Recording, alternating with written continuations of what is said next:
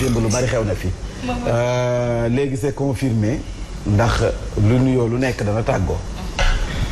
te diggante Yewwi Askan Wi ak Taxawu Sénégal parce que benn la woon daanaka sëy ba tas na. c'est parti en cacahuète. léegi lune de miel bi si sëy bu bees bi diggante nee nañu taxaw ak waa Bennoo démb la woon. donc mburox soow bi nekkatul. Bennoo Bokk Yaakaar Idrissa Seck mais léegi mburox soow bi nee nañu Taxawu Sénégal la ak Bennoo Bokk Yaakaar li démb moo koy firndeel ci li nga xam ne doxalee nañu ko fee nga xam ne moom moo di sa mairie bu Dakar Abass Fall jëlee nañu ko fa léegi andi nañ keneen koo xam ne Taxawu Sénégal la waaye Yewwi Askan Wi bind nañu. non c'est que membre comprendre de xam nga Macky Sall wax na fi que des na Gloria. waaw kon Gloria ngi doog a ñëw. Gloria ngi soog a ñëw. léegi nag waa Yewwi comme te moom taxaw comme te Khalifa Sall taxawlu woon ne man génn naa biir Yewwi waaye Yewwi léegi ñoom Habib Sy ak seen i ñooñ ñoo nekk abal ñu. ñoo ko génnee. dàq nañu ko. c'est le Gloria. waaw comme te Gloria bi moom dana sax. Gloria moom actualité bi léegi foofu la toll. Taxawu Sénégal Mamadou Fafana. nga gis ak waa Yewwi Askan Wi fu mu nekk nag léegi ku si nekk demal na sa bopp ani loolu kan lay mën a profiter. Oui, d'abord il faut dire que c'était prévisible parce que depuis un moment quand même pratiquement bokkatuñu woon gis-gis bokkatuñu woon ay orientation pratiquement bokkatuñu woon également ay préoccupations peut-être que li nekkoon préoccupation Taxawu moom mooy Khalifa bokk Yewwi en son sein les préoccupations c'était de mener le combat pour la libération d'Ousmane Sonko c'était de mener le combat pour que les équipes démocratiques yi nga xam ne am nañ ko au moins ñu mën cee bañ a dellu gannaaw maintenant xam nga moi je comprends pourquoi peut-être Khalifa boobu ba léegi nii muy mooy ci Yewwi xam nga le phénomène Yewwi dafa def ay résultats yoo xam te ne nii ci les échéances yu ñu passé dafa am solo lan la nit ñi peut-être di jàpp on dira que oui Yewwi boobu nag moo tàmbalee ci local dem ci législative et dañuy jàpp ne nga identifié wu peut-être ci Yewwi boobu noonu moo la gën a mën a may chance pour la présidentielle à venir pour quelqu'un qui a été je veux dire précurseur justement de cette grande alliance là Taxawu bokk ci ñi nga xam te ne nii ñoom ñoo sos li nga xam ne moom mooy Yewwi Askan Wi donc dañuy jàpp ne kenn gënu leen ci yeey maintenant nag li gënoon a logique et lu gënoon cohérent mooy boo bokkee ak ay nit orientation bokk ay objectif boo demee ba préoccupation yi bokkatul la gën mooy nga tàggoo yóbbal ak ñoom jël sa courage à deux mains xàll sa yoon demal sa bopp parce que aussi en politique il faut être courageux am na ànd bi à la couleur même bu ñu nekkoon au sein de Yewwi je dis ñoom ñëpp tas ne parce que ku ci nekk fu mu nekk ni tu es candidat kenn mënul xëcc labelu Yewwi ne moom ngay incarner parce que Yewwi il faut comprendre que c'est une alliance boo xam te ne nii c'est composé de formations politiques de partis politiques si vous voulez ou de mouvements entre autres tu as PUR tu as Taxawu tu as Pastef ñeneen nit yu dolleeku Aïda Mbodj ak ñeneen pour ne citer que cela et il y a Malick Gakou ils sont de soutien. Oui bon et puis bu ñu demee ba quand Barthélémy Diaz élu sous la bannière de Yewwi parle de présenter Yewwi comme un mouvement de soutien donc loolu yëpp c'est des signes annonciateurs si vous voulez justement de ce que nous vivons aujourd'hui muy le divorce de consommé entre une entité et si vous voulez ñi nga xam te ne nii ba léegi ñi ngi des ci fi nga xam te ne nii moo di Yewwi Sénégal. Mais c'était prévisible à chaque fois je repose cette question à savoir ndax bi ñuy ànd xamoon nañ ne présidentielle bu ñëwee kenn ku ci nekk dafay raw gàddu googule warul tax kenn ku ñu seppi nit ci seen biir. oui xam nga il y a une charte boo xam te ne nii moom moo leen lëkkale. ñu bind ko signer ko lire que à haute et intelligible voix si vous voulez. pour que nul n'en ignore d'accord. la ñu waxoon et des membres de Yewwi rappelé nañ ko à chaque fois dans leur sortie wax nañ ne la leen boole moom mooy. Local législative bu présidentielle ñëwee ku nekk xàll sa yoon maintenant est-ce que ku nekk xàll sa yoon boobu noonu du tax tey jii nii taxawaayu Khalifa Sall aussi ñu mën ko juger peut-être démarche boo xam te ne nii bu jaar yoon la par rapport ak li nga xam ne moom la bëgg parce que au sein de Yewwi kan ak kan moom moo fa am situation boo xam te ne nii tey Khalifa am na ko peut-être on nous dira maintenant c'est Ousmane Sonko mais avant c'était seulement kii nga xam te ne nii moom mooy Khalifa Sall moom moo amoon problème justement pour mën a bokkaat ci ay élections maintenant xoj na ne jàpp na ne nu mu mënee tojee bopp gi na xam mooy fekk ji Macky Sall dès lors que tu te démarques justement de la ligne directrice wala li nga xam te ne nii moom lañ joxe comme orientation ak taxawaay ci ne mënuñu dem dialogue bokkuñu dialogue yow nga jël beneen yoon cela suppose que les amarres sont bi ñuy convier nit ñi ci dialogue bi convier ñu coalition parti la ñu convier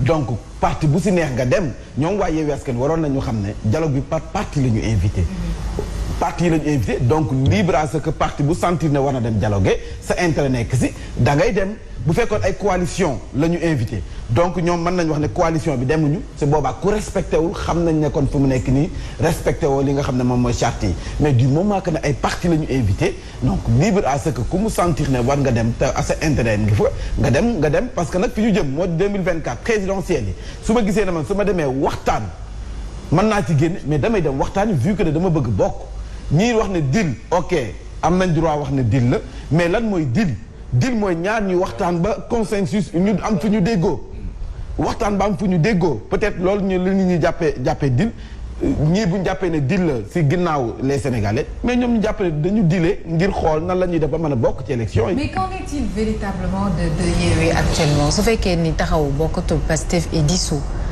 wàllu génn.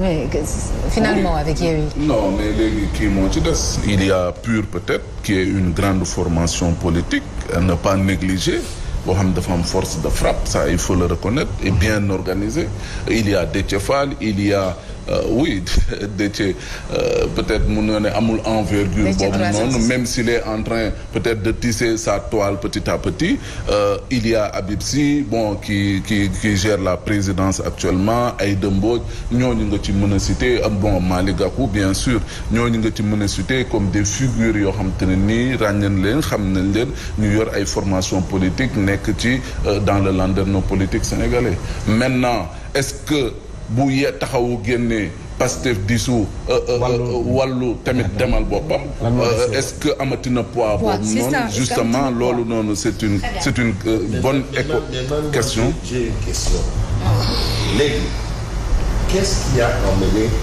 réellement la cassure au sein de Yewwi? Ce sont les assises? Est-ce que ce sont les assises? On parle de violation de la charte. parce que dafa am lu leen lëkkale moo di ne ñooy bokk ànd ñooy bokk doxandoo ñooy bokk gisandoo et la charte bu ñu ko bindee moo di ne ñun ñëpp dañuy d'accord ci ne Macky Sall c'est notre principal opposant du ñu ànd ak moom ci la mu nekkuñu ci la mu bëgg duñ ko def bon maintenant bu fekkee ne dafa woote dialogue yaa ngi koy wax sànq parti politique nañu woo d'accord mais il y a la charte qui est au-dessus justement de ces considérations peut-être partisanes wala loolu parce que li ci gën a am solo c'est l'esprit mu di ensemble bi nga xam te ne ni moom lañ bâtir ba pare war ko préserver. Mais est-ce que les suspicions maanaam doute yi est-ce que ça n'a pas commencé dans justement la confection des listes pour les législatives et cette liste qui a été invalidée? Oui. Est-ce que c'est pas là où ça commence? foofu la ñu commencé. coow li commencé ci seen i biir. seen i biir. Est-ce que problème bi du foofu? foofu la mbir parce que lii mën na nekk charte bi mën na nekk achèvement. Ça peut être le couronnement, la fin. Mais affaire bi amoon na départ. Est-ce que foofu du foofu? Parce que quoi qu'on dise, faut pas minimiser aussi Dame Mbodj. Mu ne Khalifa Sall, comment il a réussi ou bien est-ce qu'il peut expliquer l'invalidation de cette liste-là où tu avais des Sonko, des Aïda Mbodj, parce que liste boobu Sonko aussi il était là. Il n'aurait pas eu tous ces débats, il aurait eu l'immunité parlementaire, ça pouvait se gérer. Sonko, Khalifa Sall lui-même, Aïda Mbodj, tous ces gens étaient dans cette liste. Est-ce que loolu foofu la affaire Gloria bi c'est pas là-bas où ça a commencé? Très bien. C'est des questions quoi. Mais on se rappelle moi je ne suis pas encore clair dans ma tête parce que c'est vrai charte une charte bon on savait que de toutes les façons comme l'imam Baye wax quel que soit Alpha mais ces gens-là seront des candidats Personne ne peut empêcher à quelqu'un d'être un candidat. Personne ne peut empêcher à un leader de parti d'aller discuter avec qui que ce soit, même avec le diable. Mais le problème, est-ce qu'il n'est pas plus profond que ça? C'est-à-dire loo xamante ne ñun xamuñu ko dafa am lu xew seen biir. mais bu ñu fàttalikoo 2019 bu dee affaire dialogue bi ngay wax la Mame Mbaye Ndiaye 2019 Khalifa Ababacar Sall ak Taxawu Sénégal demoon nañ ci dialogue bu ñu woote woon ci boobule jamono donc moom taxawaayam à chaque fois mooy bu fekkee waxtaan moom la favoriser ñoom bu demee ci bile dialogue waruñu ko mën a traiter peut-être de workat parce que dañu naan waroo am na ci seen biir. waaye est-ce que dem ci dialogue man c'est ça ma question. tax naa ànd ak président Macky Sall. non man dinaa la jël exemple. donc respecté na charte. mais Abdoulaye Wade ngi nii. Abdoulaye Wade ñaata yoon la dugg gouvernement du Diouf. daf ko empêché mu nekk président. mais non je pense pas ci maanaam problème bi du dem dialogue demul dialogue lu xew ak lan la du foofu je crois que c'est plus profond que ça. dafa am loo xamante ni. parce que déjà d'entrée de jeu. d'entrée de jeu. juste une phrase. oui allez-y. d'entrée de jeu. dès les premières heures de la naissance moment bi ñu doon bind acte de naissance au Yewwi mais pourquoi minimiser l'attitude qu'a eu Bougane Gueye Dany. Et aujourd'hui, est-ce qu'aujourd'hui l'histoire ne lui donne pas raison? Très bien. Par rapport à ce que nous avons là. Moom il avait parlé de quoi? De demain. xaw ma lan. moom moo am. Pourquoi est-ce que l'histoire ne lui donne pas raison? maanaam lii du mujj fenn juste une histoire et c'est vrai qu'une coalition c'est des questions électoralistes.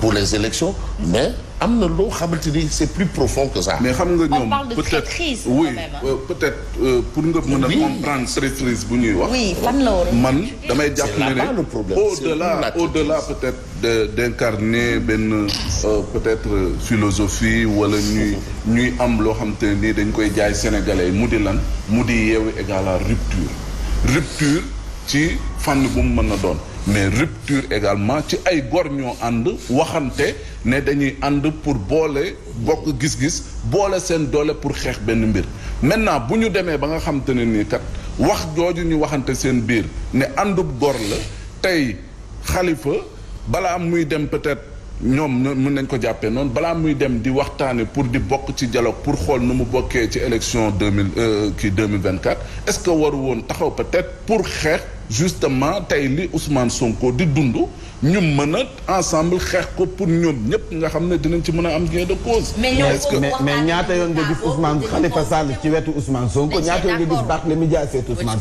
Sonko yàgg nañu porter combat. oui je veux dire mais je veux dire c'est l'heure de porter justement le combat de Khalifa Ababacar Sall on parle de traîtrise alors que justement Mame Mbaye ni mu ko waxee à chaque fois s'il s'agit de porter le combat du Pastef ou de Ousmane Sonko ñoom ils ont toujours été présents. oui mais est-ce que maintenant ñu ngi koy porter. mais fu mu nekk nii gis nañ division bi am. c'est à leur tour division bi am gis nañu ko. si on oui mais bu fekkee Khalifa Sall a condamné. voilà Khalifa et jusqu'à présent Khalifa mi ngi porter combat bi. il a condamné l'arrestation. et même au dialogue. il a donte ñu ngi koy xas nekk traître nga. donte ñu ngi koy xasee lu nekk à chaque fois mi ngi def ay sorties di porter combat bi ndax daf koy def pour saupoudrage nii rek wala ay. justement xamuñu. Yacine traité de traître. oui ñoom. voilà maintenant c'est-à-dire c'est la question dont je dis que dafa am lu ci laxas jaan. il y a quelque chose dafa am benn affaire. mais Fabrice oui dafa am. pourquoi le mot traître. confection liste yi bi ñu doon wax bi. et puis la responsabilité dañ ko imputer à Déthié Fall. Déthié Fall nañ ne dans la confection moom moo juum. peut-être il y avait Khalifa qui est plus expérimenté. peut-être ki ko mënoon gën a jàppale ci confection yi maintenant quand c'est Déthié qui a failli est-ce que on peut imputer cette responsabilité là à Khalifa? mais bien sûr. comment oui c'est lui le responsable c'est lui qui était chargé de confectionner ces listes. oui mais maintenant ñoom nee nañ Déthié moo def erreur bi ñoom ñëpp. est-ce que c'était une erreur? c'est parce que là oui mais xam nga mais jusqu'à présent moi je ne peux pas présager que c'était fait à dessein. justement parce que bëgguñu Ousmane Sonko wala ñoom Malick. non moo tax question bi. est-ce que léegi nag wax ji moo di ne confection liste bi bu fekkee ne. effectivement dañ ko tey def erreur. mais ñoom ñii ko sekk seen biir dinañ dégg ñu wax ko. mais jusqu'à présent non juste un point.